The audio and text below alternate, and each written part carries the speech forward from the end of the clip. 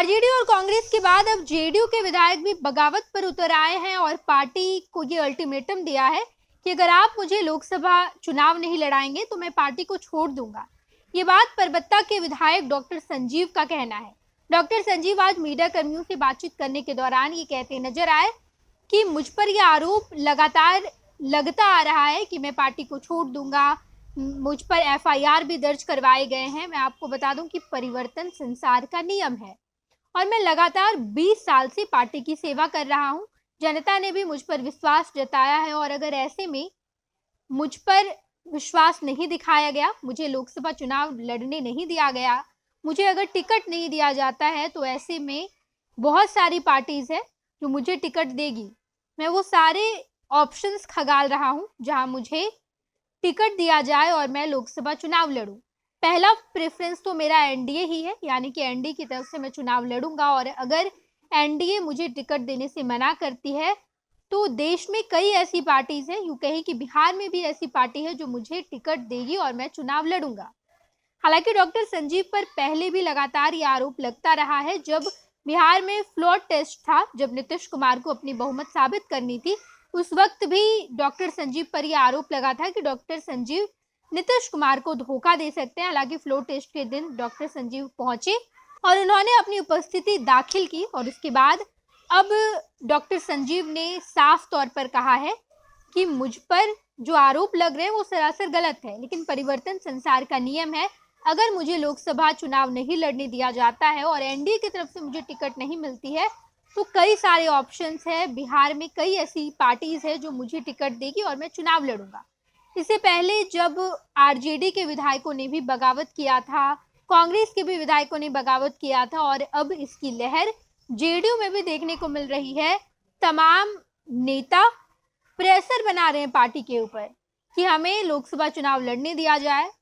परबत्ता से विधायक हैं डॉक्टर संजीव और अब उन्हें सांसद बनने का मन है। लोकसभा चुनाव नजदीक है और ऐसे में वो पूरी कोशिश कर रहे हैं कि पार्टी की तरफ से मुझे टिकट दे दिया जाए। अगर जेडीयू टिकट देती है तो ठीक है, मैं चुनाव लड़ूंगा और अगर जेडीयू टिकट नहीं देती है तो भी मैं चुनाव लड़ूंगा। कई ऐसी पार्टीज है, कहा यह जा रहा था कि वो आरजेडी का दामन थाम सकते हैं, तो आरजेडी भी ऑप्शन में है। वो आरजेडी का दामन थाम कर भी लोकसभा चुनाव लड़ सकते हैं और ये खुली बगावत डॉक्टर संजीव ने कर दी है। उन्होंने कहा कि मैं पार्टी से नाराज चल रहा हूं, पार्टी को ये पता है, लेकिन इसके बावजूद मेरी नाराजगी खत्म नहीं की जा रही है और मुझ पर आरोप भी लगाए जा रहे हैं। तमाम बातें डॉक्टर संजीव ने कह तो दी है और लोकसभा चुनाव नजदीक है। ऐसे में देखना दिलचस्प है कि डॉक्टर संजीव की तरफ से जो पार्टी के ऊपर प्रेशर बनाया जा रहा है, इस प्रेशर में क्या नीतीश कुमार, क्या जेडीयू पार्टी डॉक्टर संजीव को सही में लोकसभा चुनाव लड़वाएगी, टिकट देगी, या डॉक्टर संजीव कोई और रास्ता अपनाएंगे। तमाम खबरों से हम आपको रूबरू कराएंगे। देखते रहिएगा फ्रेश बिहार झारखंड। धन्यवाद। अभी तो टिकट का डिसीजन हुआ नहीं है हमारे एनडीए में, जब नहीं मिलेगा तो सोचा जाएगा। मैं तो अपनी बात को रख चुका हूं माननीय मुख्यमंत्री के पास। संजीव कुमार की पहचान कोई पार्टी से नहीं, विकास पुरुष से है। आपने जो काम किए हैं डंके की चोट पर किए हैं, पर ऐसा क्यों होता है जो आपको टिकट नहीं दिया जा रहा है? अभी तो डिसीजन ये हुआ नहीं कि नहीं दिया जा रहा है और टिकट देने वाले की कमी नहीं है इस दुनिया में, और टिकट लेना देना जो होना होता ही है। वो सब भगवान की कृपा है। भगवान चाहेंगे लड़ेंगे, जनता चाहेगी लड़ेंगे। विकास के नाम पे आपको बहुत लोग कर रहे हैं। दूसरे दल के जो नेता लोग आरोप लगा रहे हैं कि आप एफआईआर करके दल बदलू नेता की तरफ की बार दूसरी पार्टी में घुसने का प्रयास कर रहे हैं, उसको क्या जवाब देंगे आप?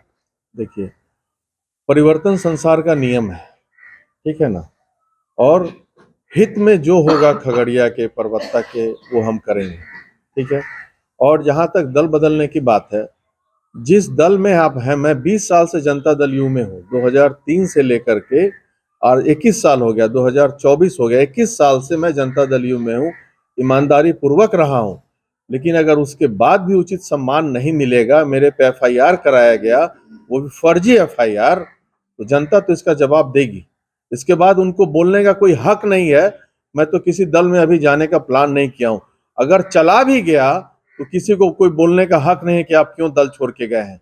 नाराजगी थी विकास को लेकर के और उसको मैंने दर्ज कराया, कि भाई आप विकास का कार्य हमारा बाधित कर रहे हैं, एक दो पदाधिकारी मिलके, एक दो मंत्री, तो भाई क्यों नहीं, भाई जनता यहाँ पे हमें वोट दी है विकास कराने के लिए, और अगर विकास कराने में हम असफल रहे किसी मुद्दे को लेके, अगवानी सुल्तानगंज पुल का क्यों 10 साल से बन रहा है, क्यों इसमें डिले हो रहा है, इतना बार बार पुल गिर रहा है, क्या कार्रवाई किया आप लोगों ने, क्यों नहीं जो आईएएस हैं इससे रिलेटेड हैं, इसके विभाग के प्रमुख पर कार्रवाई की गई।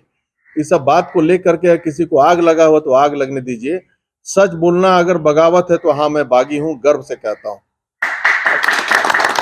अब की बार क्या सोचे किस पार्टी से आप चुनाव लड़ेंगे, जनता को क्या बताएंगे? किस पार्टी से आप हमारा चुनाव तो लड़ पहला रहे हैं? प्रेफरेंस है कि मैं एनडीए से लड़ूं, जिस दल में हूं मैं वहां पे आग्रह किया हूं कि मैं उससे लड़ूं, मैं चाहता भी हूं, और उसके बाद देखेंगे क्या होता है, फिर समय का बहुत चक्र है। लोगों का कहना है कि जैसे अभी चारों तरफ मीडिया में भी और सब जगह पैनोरमा ग्रुप, जो सोचता है वो करता है। ये लो मुंह मीठा करो, आज मैंने अपना जॉब छोड़ दिया, अब हम पूर्णिया वापस जाएंगे। जॉब छोड़ दिया है? मतलब ये घर कैसे चलेगा, हम करेंगे क्या, और माँ बाबूजी क्या बोलेंगे? इसलिए मैं एक और मिठाई का डब्बा लाया, अपने बिजनेस के लिए लोन अप्रूव हो गया। अरे लोन अप्रूव हो गया वो तो ठीक है, लेकिन पूर्णिया में हम रहेंगे कहाँ? अपना घर भी तो नहीं है वहां।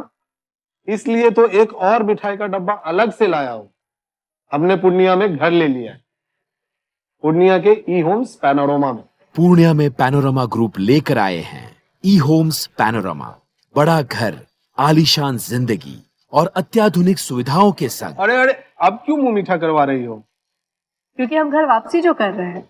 घर वापसी की खुशी पूर्णिया में ई होम्स पैनोरमा के संग। E homes panorama, luxurious lifestyle redefined.